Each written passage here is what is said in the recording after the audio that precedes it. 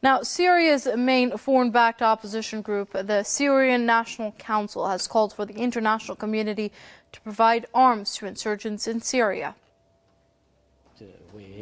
I hope Free Syrian Army will get victory more and more.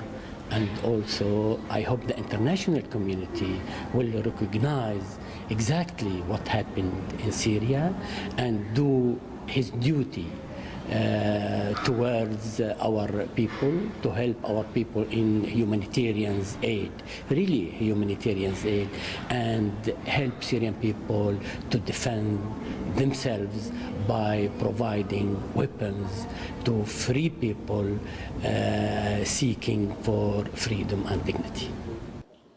Sabra, who's been the SNC's head since November, has criticized the performance of the joint UN Arab League envoy, Lakhdar Brahimi, for his failure to resolve the Syrian crisis. He says Brahimi is out of any real initiatives to put an end to almost 2 years of bloodshed in Syria.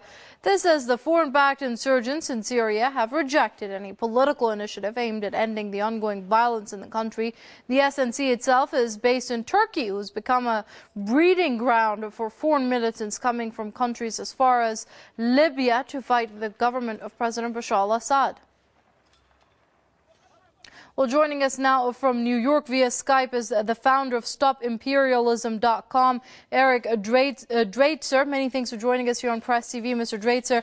Now, it's interesting to note how the SNC leader right now, Sabra, first says that the foreign countries need to provide arms to insurgents in Syria, and yet in the same breath, he criticizes Lakhdar Brahimi for not bringing about real initiatives to end the bloodshed. This is counterproductive, isn't it, the words that he's using? Well, it is counterproductive. However, the point is that the Syrian National Council really is a public relations campaign. The Syrian National Coalition and one of its arms, the Syrian National Council, is an illusion created by the Western imperial powers to allow for the veneer of a political solution where the actual attempt has been and continues to be the destruction of the nation of Syria as an independent state. So on the one hand, they can say that Brahimi as the envoy is not doing enough to create a political solution, while much of the world understands that it is those same entities that have subverted and deliberately sabotaged any political attempts that have been made, whether at the initiative of China and Russia or whether at the initiative of the Assad government itself. And so what we see is the continuation of this same pattern where the Syrian National Council and now the broader umbrella group, the Syrian National Coalition, talks of peace while at the same time sabotaging that process and perpetuating the violence and bloodshed.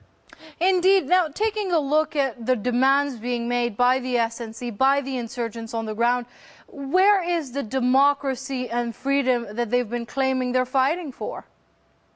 Well, of course, the democracy and freedom is the same public relations rhetoric that was used by the United States in pretty much all of their imperial adventures in the Middle East and around the world. We only need to remember the adventure in Iraq, the campaign against Libya, and so forth, to see that freedom and democracy are the buzzwords, the propaganda that is used to sell war and imperial aggression to the people of the United States and those in the Western world. And it's important to remember that this has never been on the agenda. If democracy was really at issue here, then the United States and France and Britain and the rest of them would have been in support of the constitutional referendum, would have been in support of new elections, but of course they cannot, because they understand that democracy means that they will not be able to attain their geopolitical aims, which are, of course, aggression against Syria on the basic level, and then beyond that, aggression against Iran, Russia, China, and those who stand in opposition to U.S. hegemony in the region.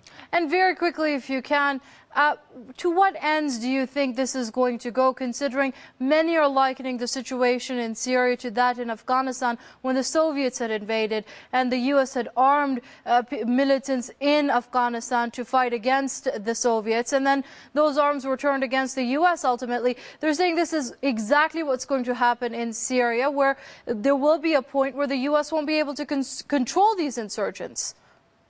Well, to a large extent, the U.S. is not able to control them today. Many of these groups, which have been unleashed by the United States and its proxy forces, they will immediately turn their attention towards their other enemies in the region and around the world. But we shouldn't be so quick to forget the destruction that will be wrought inside of Syria. Well before there could be any blowback or any other such phenomenon, we would see the destruction of Syria as a nation, the ethnic cleansing of Kurds and Druze and other minorities. This is what's in the offing in the near term, and that is, of course, the tragedy of Syria for 2013, unless the resistance movement and the nations for peace around the world can stand up to U.S. hegemony and imperialism. All right, we're going to have to leave it there. That was the founder of StopImperialism.com, Eric Draitser. They're joining us via Skype from New York. Many thanks indeed for your comments here on Press TV.